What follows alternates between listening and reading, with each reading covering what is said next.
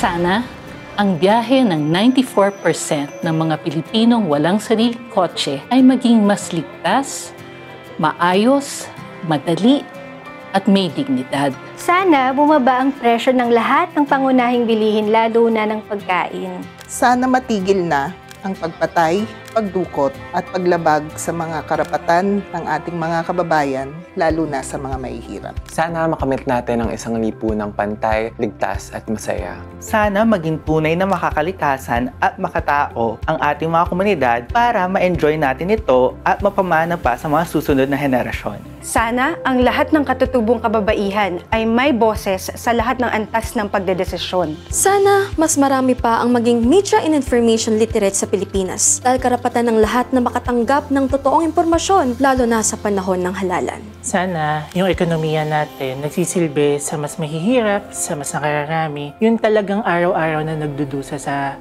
pang-araw-araw nilang buhay. Pero patuloy na inuuna ng mga opisyal ang negosyo at kita kaysa sa kapakanan ng ating mga komunidad. Pero hindi napapanagot ang mga pumatay, ang mga dumukot at lumabag sa karapatang pantao. Pero marami pa ring nega sa happiness ng LGBTQ community. Ang mga nasa poder ay nakatutok lamang sa traffic. Kahit sabi ng gobyerno na may solusyon na dito, hindi pa rin kasya ang laman ng bulsa ng bawat Pilipino. Kaya rin naman yan kung magsusulong ang gobyerno natin ng mga batas na magpaprioritize sa happiness at well-being ng LGBTQ Filipinos. Kung didinggin ng ating pamahalaan ang mga tinig ng ating mga komunidad at bibigyang prioridad ang mga pangangailangan natin. Kung may political will na magpanagot, magparusa ng mga mamamatay tao. Kung totoo at tunay ang pagkilala sa karapatan ng mga katutubong kababaihan. Kaya naman yan kung susuportahan ng gobyerno ang inclusive media and information literacy programs, ipaglalaban ang press freedom, at pananagutin ang mga trolls na nagpapakalat ng maling impormasyon. Kung ang mga leader mismo natin ay nagko-commute,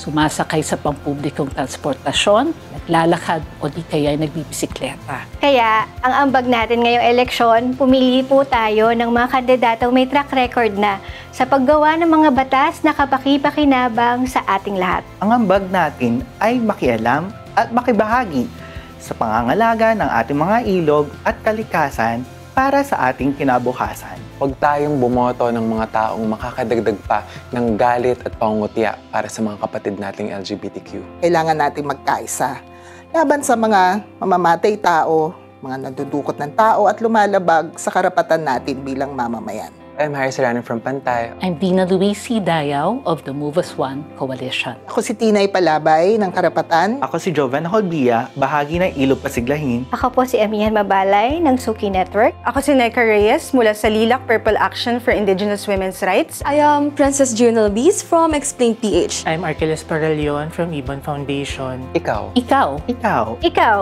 Ikaw. Anong abang mo?